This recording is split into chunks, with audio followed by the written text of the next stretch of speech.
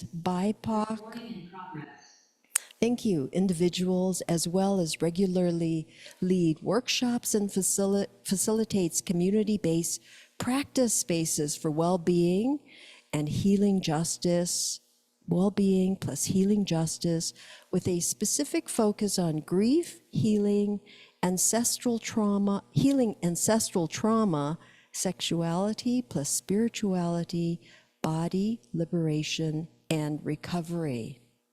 Sid recently co-founded the Throughline Collective, a spiritually expansive and anti-carceral trauma care practice rooted in Buddhist teaching. And I need to learn what some of these words mean, Sid. So I'm so glad you're here today to enlighten us. Mahalo, mahalo.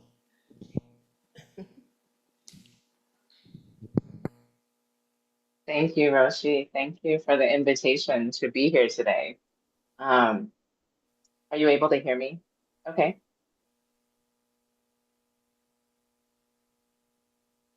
Yes. We can hear you great. Thank you. You can hear me okay? All right. Yeah, thank you. Great. It's such an honor to be asked. And I will admit there was, over the last couple of weeks, I'm like, what am I going to talk about? What is there to talk about? Who am I to talk? And so today, what has been arising in my practice is really to talk to you about the body and how engaging the body as a Dharma practice, as a Dharma gate, as a liberation practice has been this unfolding path for me in my own practice, my own Dharma. And so I want to start with a little bit. Roshi shared a little bit about my formal biography, and but really who I am in the world is someone who shows up as a Buddhist chaplain and a Buddhist spiritual counselor. And I do spiritual care work with a Buddhist lens, mostly with queer and trans folks, folks in recovery around substance use or eating disorders, but really folks who struggle and experience deep suffering by existing in a body, right? And often bodies that are transgressive or considered transgressive in the political realities we live in, even the cultural and social realities we live in. And so how does Buddhism or the teachings of the Buddha meet people at that place, or meet people in that place of living in a body is really hard. And so I want to share with you a little bit of my history of how, for me, with someone with a history of addiction, a history of eating disorders, a history of a lot of self-harm, how does my embodiment, or how has my embodiment been a Dharma practice? So this talk is about practice. It's rooted in and connected to Sutra and my experience of the Dharma and study, but really, I'm going to be talking about maybe the ineffable pieces of what it means to just be in practice, right? I will talk about some sutras. We're going to talk a little bit about the Heart Sutra, which is very much an anchor practice for me. I am Asian American. For me, reclaiming Buddhism happened for me in my early 20s. My lineage in Taiwan is both Christian and Buddhist. I was raised Christian here in the US, and then found Buddhism again as this practice of reclaiming. And it would be long before I entered what I would consider recovery for myself. But recovery was and continues to be deeply supported by Buddhism and my Buddhist practice. And so I don't see, there isn't a distinction for me between the two. So let's start with, I'm going to tell you 3 short stories. And they're 3 moments, I'm not going to explain them, but 3 moments from my life that I just want to name, put out there, and let them sit in the space with us, and you can sit with them. And then I'm going to offer an equation, a logic equation to go with this all, and then you can hear me ramble and talk. So 3 moments. The first moment. So I'm standing in my kitchen and I'm looking at a photo that her friend had taken of me and had sent me. So I'm looking on my phone, standing in the middle of my kitchen. And in that photo, I'm smiling. And I noticed at that moment, I smiled back. And also in that moment, as I smiled back to the photo of me smiling, I realized that I had fallen in love completely with that person in that photo. Okay. Moment number 2. I'm sitting on my cushion, something I do often, and I'm just sitting.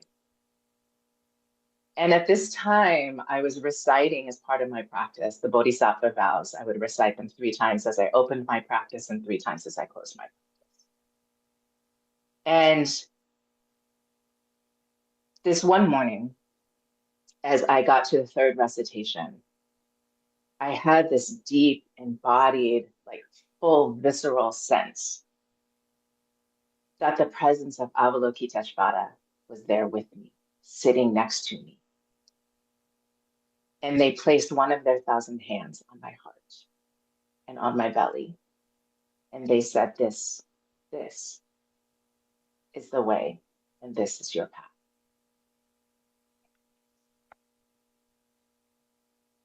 Moment number 3.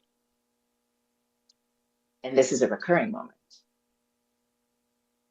So a number of years ago, I had gender affirming surgery, which means I had what's considered top surgery, or bilateral mastectomy, right, in the medical terms. And this moment is me standing in front of a mirror, seeing myself, my upper body, my chest reflected back at me, and especially when I'm wearing more of a fitted t-shirt. This sense of my breath settling and finding ease, and I can breathe. And then there's joy of being able to see myself reflected back.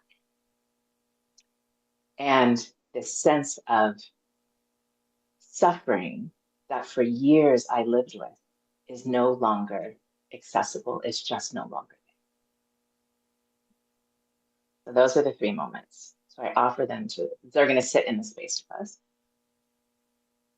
Now I'm going to offer you an equation, a logic equation. So a little bit different. So a number of years ago, when I was in my Master of Divinity program, I was taking a course on, it was on Chan Buddhism and the Chan canon. And so the professor was a venerable, a Chan nun. And we were studying the Heart Sutra. And one of the things that she said is that you're going to understand Buddhism, but really, if you're going to understand the Heart Sutra, you have to understand Buddhist logic. And so this is the equation that she offered us. And I remember being like, what? I have no idea. But this is what she offered us. Okay, so I'm going to offer it to you too, and we're going to come back to it. So A does not equal A. Therefore, A equals A. Or A is not A.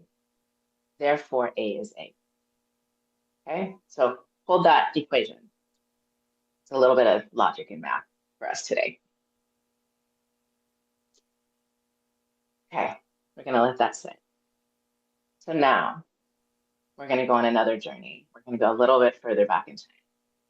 And I want to bring us into a visit in the Pali Canon and to sit with the Satipatthana Sutta, and where the Buddha talks about different contemplations. And we're going to talk about the first vipassana, which is the contemplation on the body. And the translation that I read, which is on the insight.org, I'm reading the Pali Canon.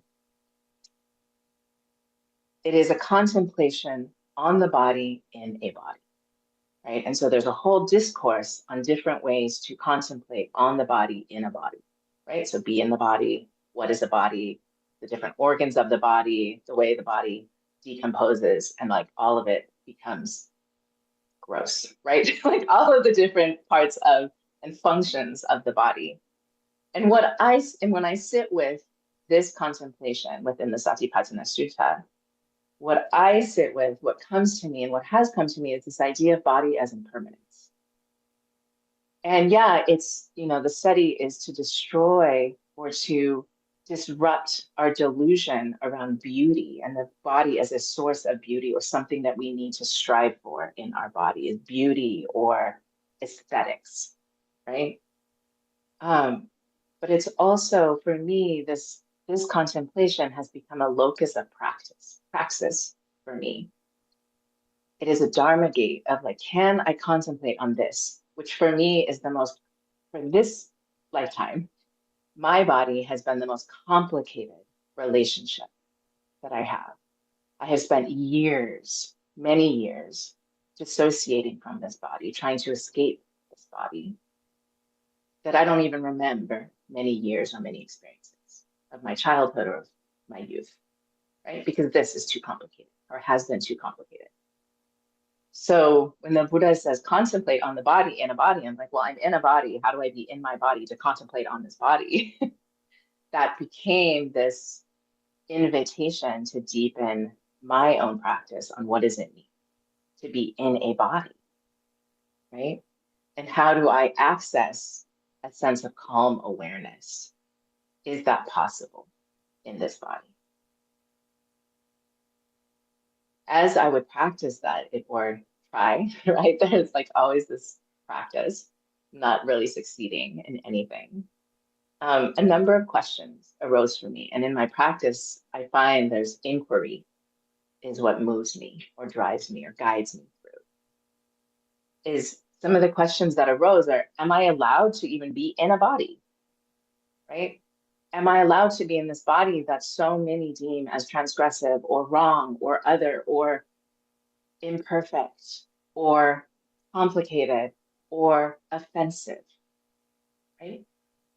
Am I allowed to fully embody this body? Am I allowed to want to and be able to experience pleasure in this body? And then the question started arising. Am I allowed to change this body? Right?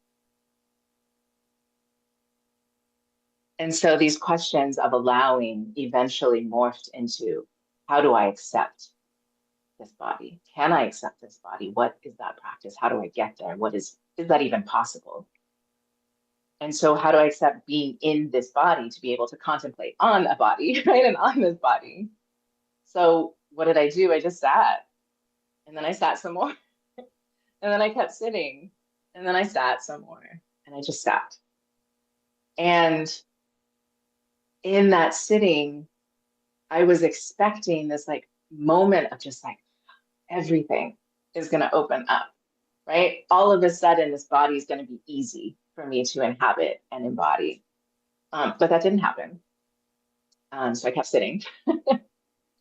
And, the practice of sitting, there's a mystery I find in just sitting. And there was this place that I started to notice that I was trying, I'm like, I have to accept this body. I have to let go of my attachments to this body. And as I noticed that, like trying, that forcing, I was unintentionally, I was experiencing more suffering in a body that was already suffering. And I had this moment of like, oh, why? Why am I doing this? And again, it was this constant, hey, let me come back to my breath. Let me come back to my study. Let me come back to the Dharma. And I came back to the Heart Sutra. And in the Heart Sutra, there's a passage, and I use the translation by Thich Nhat Hanh. I really like that translation. Is the body is emptiness. Emptiness is the body. The body is none other than emptiness. Emptiness is not other than the body. And here I was in my practice being like, the body is emptiness. I have to experience that. I'm fighting for that. I'm trying for that. I'm reaching for that. I'm striving for that to attain this idea of the body is empty. So I'm like, that's what I'm supposed to be experiencing. But as I went back to the Heart Sutra and I reread those passages and sat with them, I realized, wait, but there's another part to that teaching. It's not just the body is emptiness. It's emptiness is the body, right? Emptiness is not other than the body.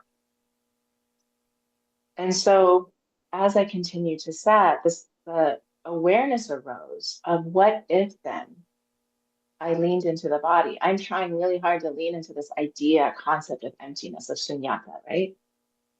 But what if I was being asked to lean into the form of the body first? And so I tried that. And so I leaned in and said, okay, how do I move towards? How do I be with this body first and foremost? And something then incredible happened as I began to notice this like almost like suffering, that bodied suffering that I've lived with for so long. It's as if it just dissolved or was starting to drain away. The more I actually paid attention to and sat with and was like, oh, body, you exist. You're here. Let me be with you. There was this release and softening of that suffering. I did not expect that, right? And in that also, as I could be with this body in its wholeness, all of this, right? These deep wells of compassion began to rise and opened up with me for what felt like the first time that I was like, oh, that's in me. That's in me. Wow. And this, like, it, like, there's an ineffable, like, almost like beyond language experience of that, of that's what was meant when I felt the hand of Avalokiteshvara on my chest and on my belly, saying, this is the path. If my body, for me, is the way of the Bodhisattva, then why was I trying to escape my body yet again? I escaped through drugs. I escaped through eating disorders. I escaped through self-harm practices. And what I realized is I had been trying to escape it also in my Dharma practice. And that was a profound shift for me in my relationship to my body, but also my relationship to Dharma. Is what if I leaned in further to Dharma and Dharma practice? What if I leaned in further into relationship with my body? Because maybe they're not separate things. And so this body, like I mentioned, is a body that holds histories of eating disorders, of self-harm, of addiction. I live with complex PTSD. That's a lot. I am queer, and so I live with a lot of experiences of what it is to be queer and trans in this world, right? I am an athlete and a runner. I live with chronic pain. That's also a reality of this body. I live with challenges with my mental health, with depression and anxiety. I live with neurodivergence. There's ways that belonging in a neurotypical world has been very challenging. And as that well of compassion, right, as I continue to sit with this, I was like, oh, these are just all parts of me. These are not things that are wrong or things to be escaped. They make up the whole of this lifetime's, the embodiment of this lifetime. And if this then is the path, my Dharma practice, then all of that matters. How I am with complex PTSD, how I am with my depression, those relationships, how do I lean in and be with them? is a way of caring for and moving towards enlightenment or liberation or awakening, right? And as this was coming in, like in my practice, I was like, yet another, like that Heart Sutra, right? Like, I don't know how many of you, like when you sit with it, I find over the years I've been studying it, there's like layers. I just go deeper and deeper and deeper and deeper. I'm like, okay, here's another layer. There's just so many layers, right? It's kind of infinite layers of understanding and awareness. And so what I also found then, and this was the fun part, is as I was leaning more into my body, and that gave me permission in many ways to move into medical transition as a trans person. That for 20 years, I was like, I can't do that. I'm supposed to accept this body as it is. And then I will be free of this like embodied experience. But by leaning in, there was this moment of like, oh, I do actually want to change this body. And in doing that and making that choice, there was this freedom that I was able to touch into. And so then I came back to the Satipatthana Sutta and that contemplation on a body in a body. What does that mean? Where am I now? What does that feel like now as I sit in those contemplations anew? And as I sat with the contemplation again on a body in a body, there was nothing there. I was like, there's nothing there to grasp. As I tried, I'm like, what about this? What about this? It was like, it would just like fall apart in my hands. And I was like, oh,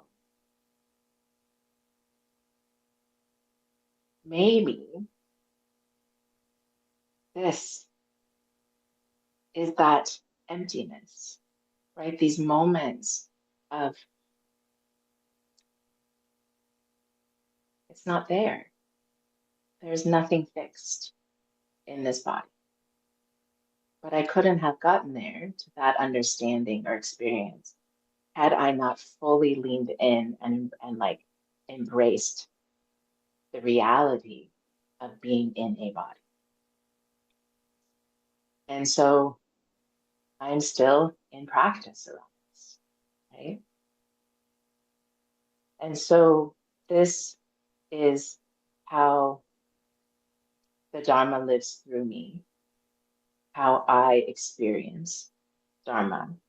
To me, this is the path. This is the Bodhisattva's way, how I'm being called and invited to walk it in this lifetime, in this embodiment. And I experience this body now as Prajnaparamita, as this, as the path to enlightenment, as liberation itself.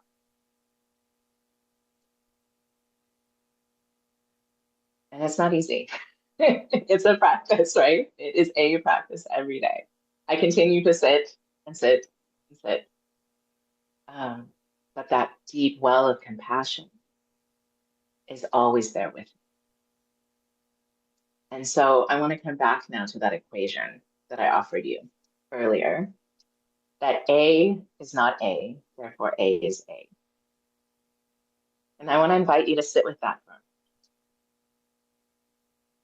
and just notice what is arising in you as you sit with that, given what I've shared with you and what we've been sitting with today.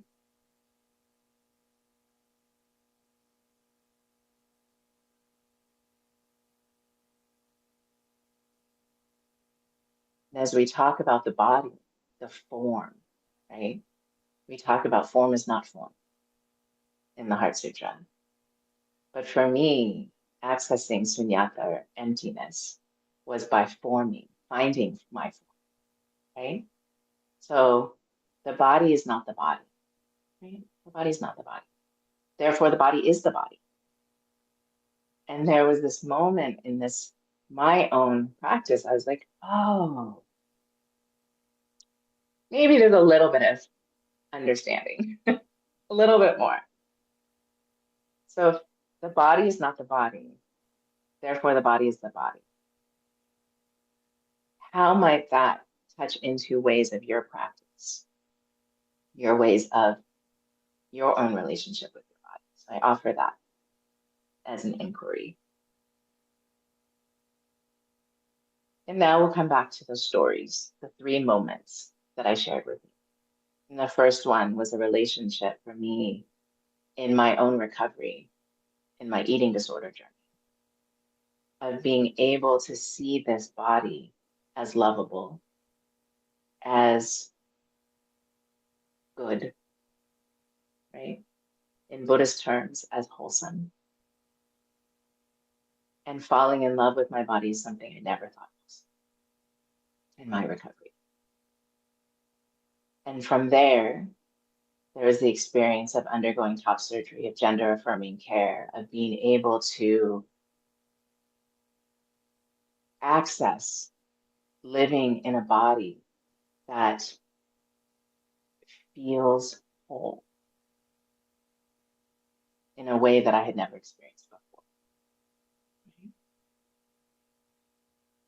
And then getting to this place, there's no such thing as gender. There's no such thing as a body. And touching into Sunyata as an embodied experience. And so that's what I offer you today. And I offer all of this also to share with you that helps me. The more I sit in my own practice, the more I sit in this study with the Heart Sutra, with this idea of emptiness in the body, emptiness in form. It helps me better sit with the folks I care for and offer spiritual counseling. And so in closing, I wanted to offer a few questions or contemplations for us all. Is how does your practice lead you to more compassionately hold or be with yourself? Or hold or be with others? And especially with others whose bodies or existences may be considered transgressive or unacceptable in this social and political moment. How might your own embodiment be moving you through the Bodhisattva vows or moving you forward on your path? How is your body, or might your own body embodiment be the Dharma itself? And so I offer that today. Thank you for your presence. And I very much look forward to reflection. Yeah. Thank you so much, Sid. And we have time for questions now till 11 o'clock. So I can't tell about if there are any questions. Any questions here? Any comments? I wanted to start off with a comment that that just kind of arose for me when you were talking about the first story and how you fell in love with the image of yourself. And I noticed in me, I don't know if that's quote that I can accept that still, even though I know that loving yourself is so important in the work that we do in our life, because if we really don't love ourselves, how do we love others, really? Right? We can't, there can't be that that kind of separation. And so I just noticed in myself, I still have this thing about loving myself that I still have to work on. So thank you for that. Yeah, thank you so much for that. I think I never believed it was possible. When people would talk about, oh, I love myself, or you need to fall in love with yourself, or, fall in love with yourself first, all these things like love yourself. I'm like, yeah, whatever. You're just saying stuff. I don't believe you. Like, these are nice, like, platitudes, like, whatever, sure. And for just how I accepted it, right? I was just like, they're just saying things. And it wasn't until that moment where it was like, oh, damn, that just happened. And yeah. So had that not happened, I'm right there with you. I'm like, it's not possible. Just like saying shit. So But that's beautiful. that. Yeah. Thank you Really for beautiful. that. Yeah. Over here, Sam. Hello, can you hear me? Okay. I just wanted to say thank you for your affirmation of vulnerability and putting that out there and talking to people here, and that the perspectives of people who don't necessarily get to have people hear their perspective. You putting that out there helps people understand and know better what trans people and people who are queer might be going through, and that is transformative in the sense that people here are better able to speak to people and understand. So thank you for doing your part. Thank you. Hi, thank you so much. What resonated most with me was your thoughts on embodiment versus intellectualization. And in a previous comment about, oh, I know I'm supposed to do that, but oh wait, maybe I do. And that was so beautiful, because that's sort of where I spend a lot of time trying to figure that out. And I find that it really starts with the sitting and creating that comfort with self, with no mirror around. The mirror comes later on. So thank you. It was beautiful. Thank you so much. Hello, Reverend Sid. I wanted to thank you so much for being here today. I feel really moved in my heart, in the organ of my heart, where a lot of anxiety kind of resides for me. I'm just really, really moved that you're here and unpacking the layers upon layers that you mentioned. I'm curious about movement and how that plays into your work in the world, or service, or self-care. I'm very curious, and again, I want to thank you so much for being here. Thank you. I have a clarifying question. Movement in what regard? Like organizing movement work, or movement like physical movement? Like energy, physical. Well, Oh, I'm just curious about your use of it. Yes, I'm thinking somatically. yeah. Thank you. I use a lot of it. So for me, part of like being on a physical level, being a runner, moving, like doing physical exercise, since I was a kid being an athlete, that has been a way that I've been able to access my body.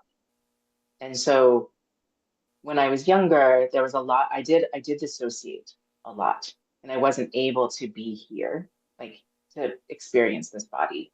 But playing sports, being active was a way that I didn't like consciously know that's what I was doing.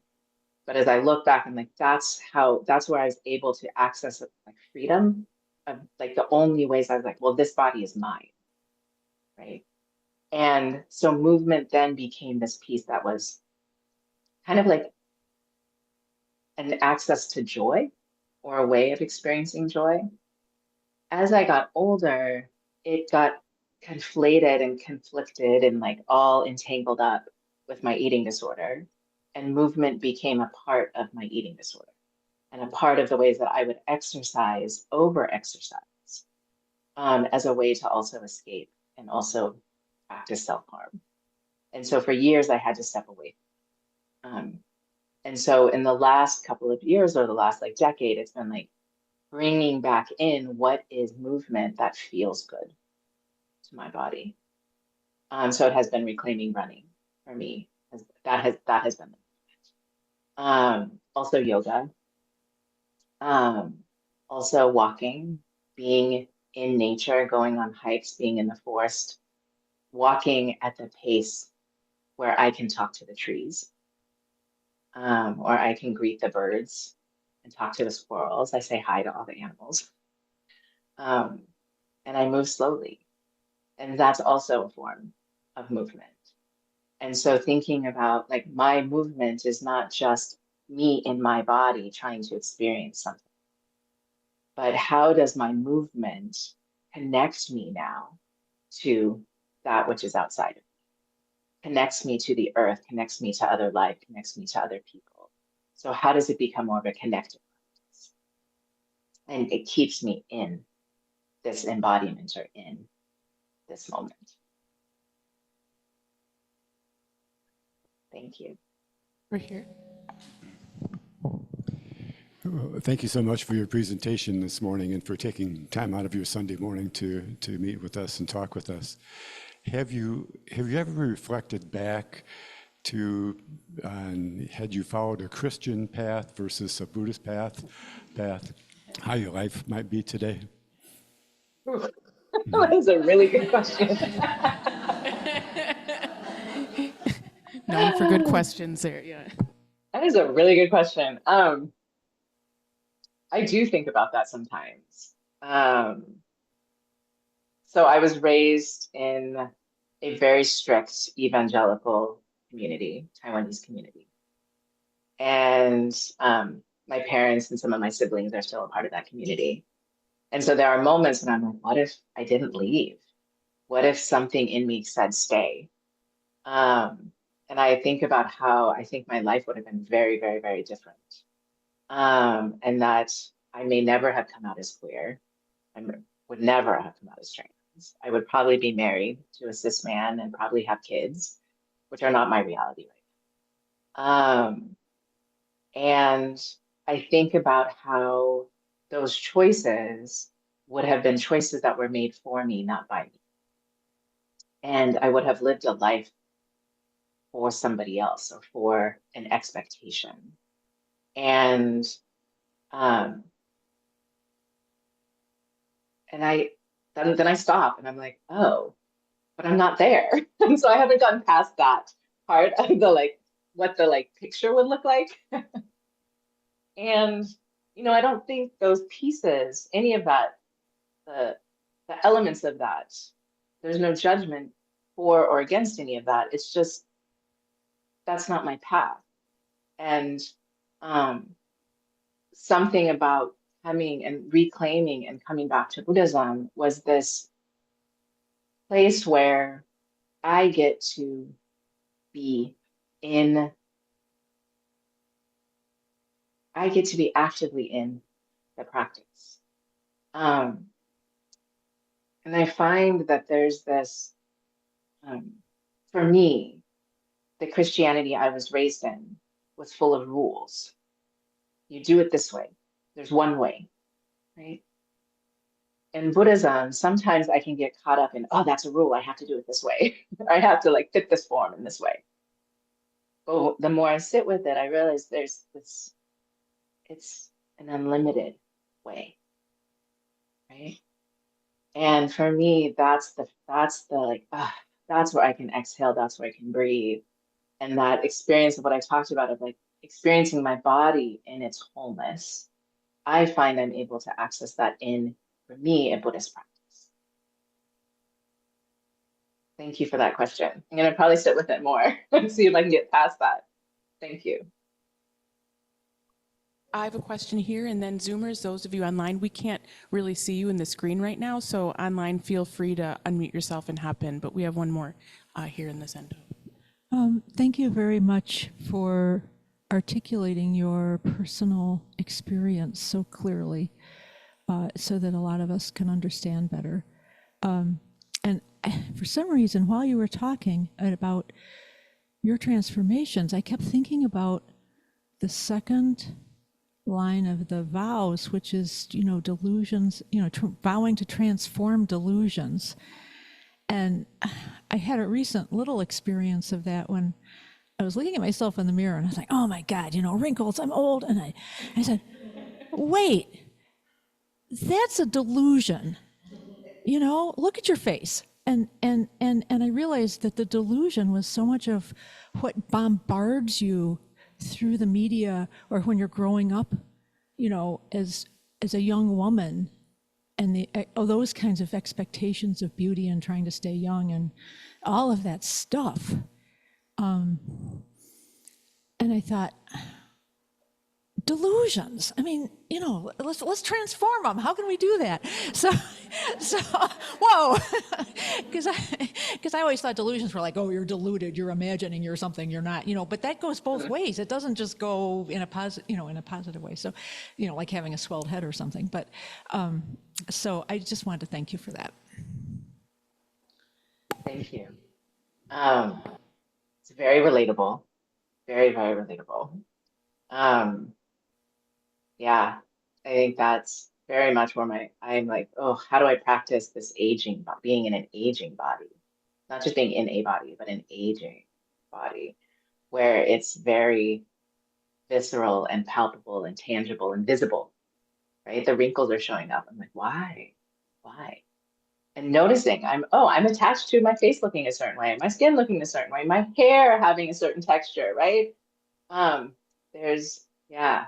So thank you very much for that. I very much am sitting with you in that.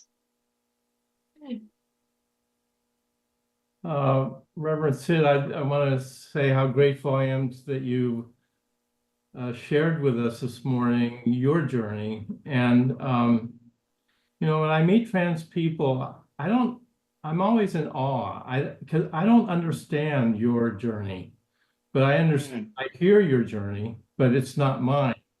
And I guess the question I have, what I heard you saying was that the body you were born in was one that, you had lots of dysfunction around, and that when you went on this trans journey to be another gender than what you were born with, there was some peace that came, that was something that you found. And I hear that. I don't understand that because it's not, I was born with a certain gender that I'm happy with. So, but I respect yours. And I guess the question I have is a deeper one.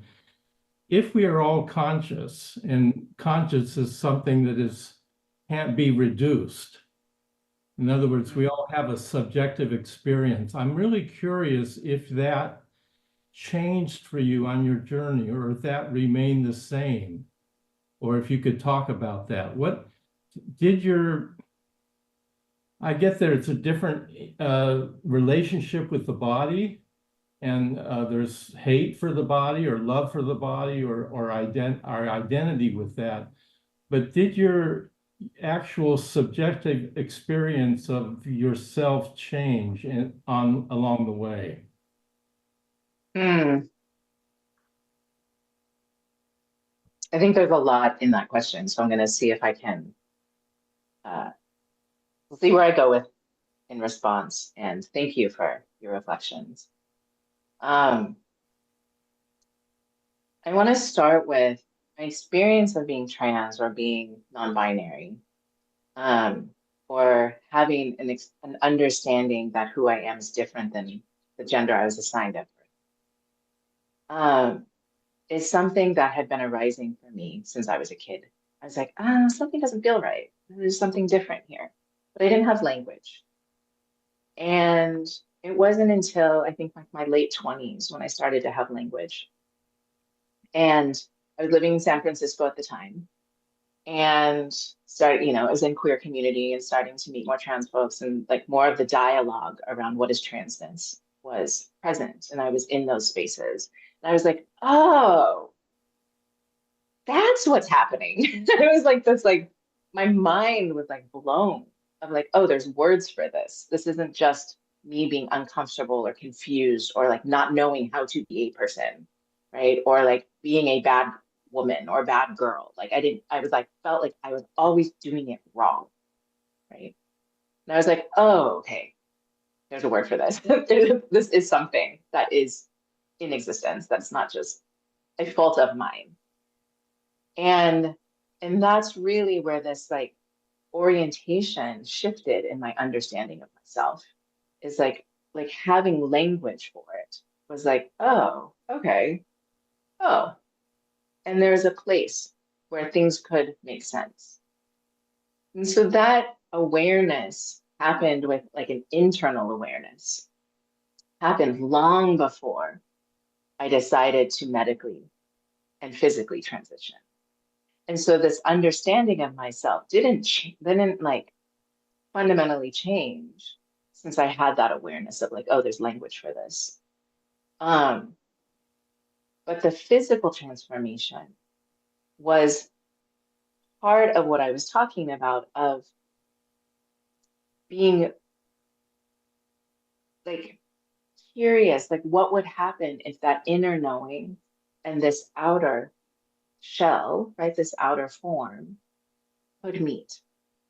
What happens then, right? And that was very much rooted in what I was talking about in my spiritual practice of, if I didn't escape this, could this and that inner knowing that you talked about, that subjective knowing, could they be in resonance instead of in dissonance? And that's what happened. And so that there's always a refinement, I think, in knowing of oneself, right? Our like impermanent selves, right? We're always changing. And it also is like a deepening or refining or a filling out, for me, it's like an experience of like reaching into or expanding out into wholeness, where more things fit together and make sense.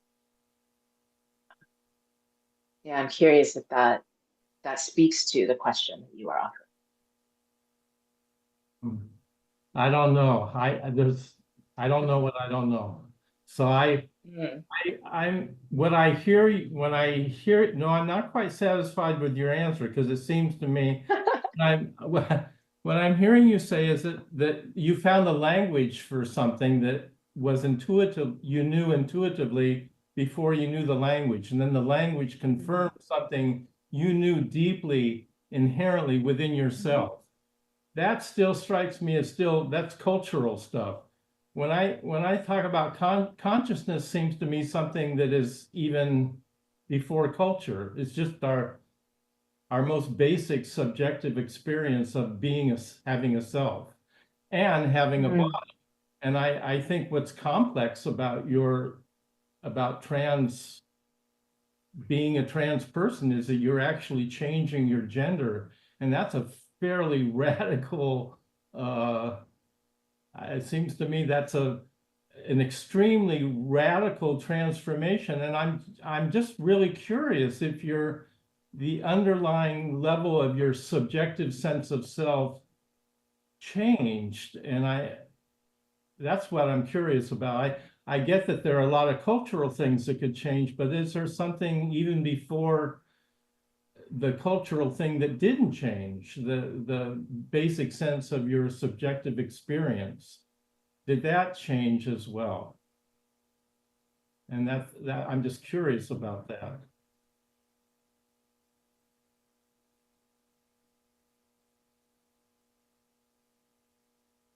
So I want to invite you to maybe sit with what I did offer, because what I offered is that there is nothing at my core that changed.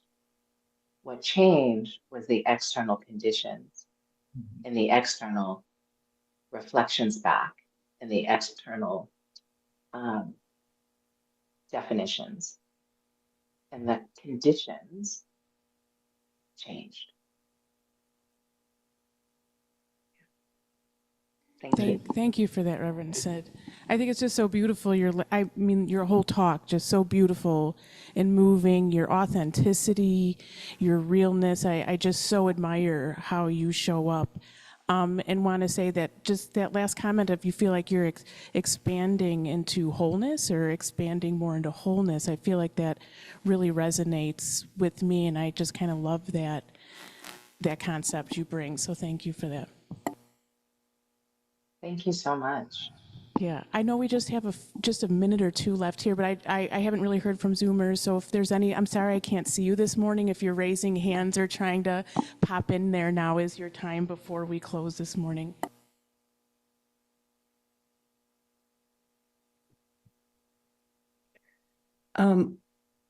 This is Blair, and I'm not sure if I actually have a question. My daughter, who is in her late 30s, I think my daughter says she or they is fine for her. So if I do want to acknowledge her. I mean, I'm just used to using a when, she, her, but I really do believe that they is more inclusive Practice. of who she is. It takes practice. Yeah. Yeah, well, and so when she had top surgery, I mean, it was at a time when I was having a mastectomy almost simultaneously, but mine was for, breast cancer. So it was like a kind of jokes. We've lost 3 breasts in this family. But one not by choice, and the others by her choice. And I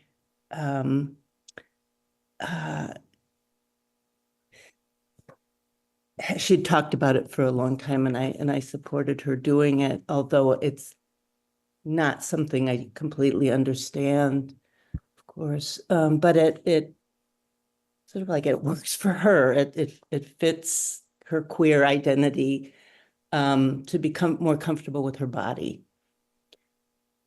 And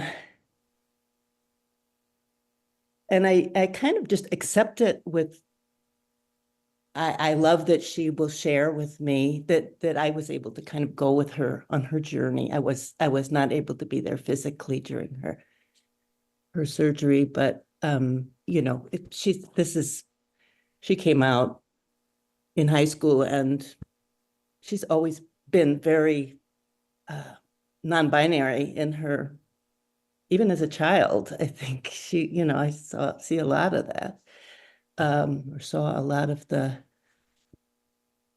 more sort of rough and tumble kid that she was. So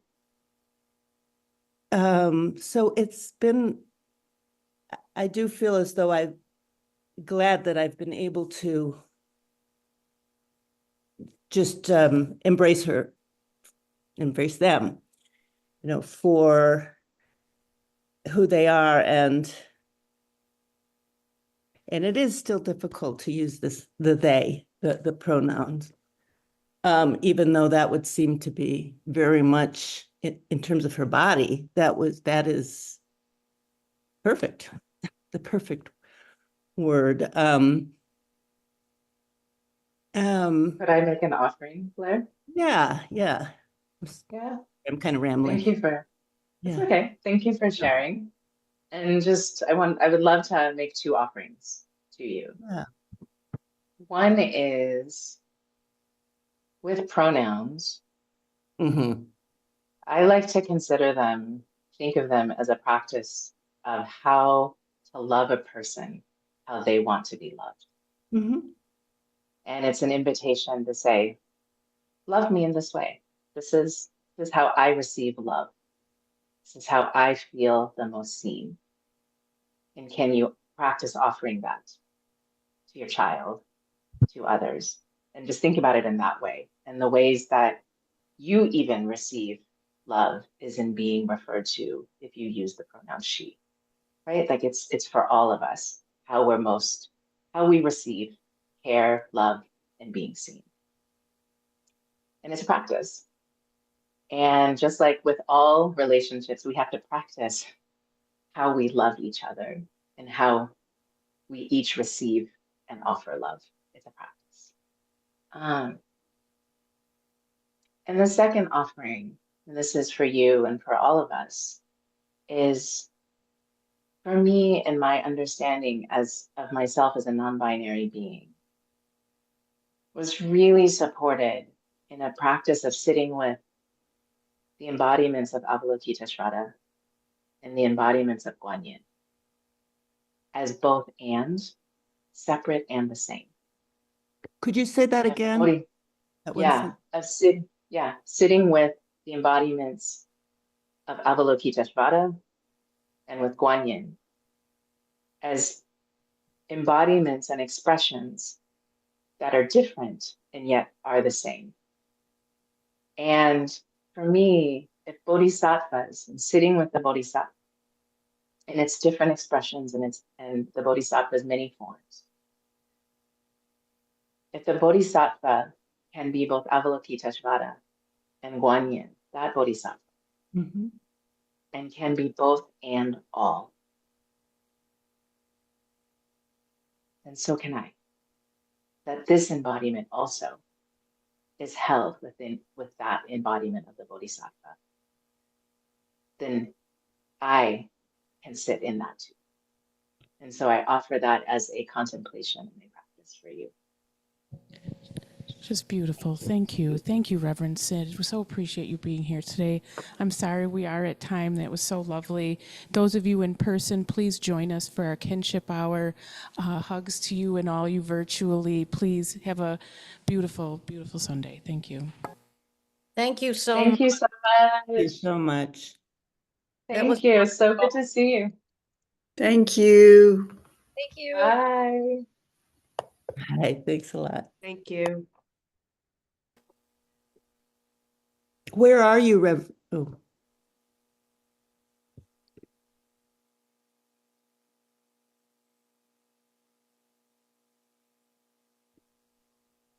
If you can hear me, where is the Reverend now? Is okay, I guess you can't. Right.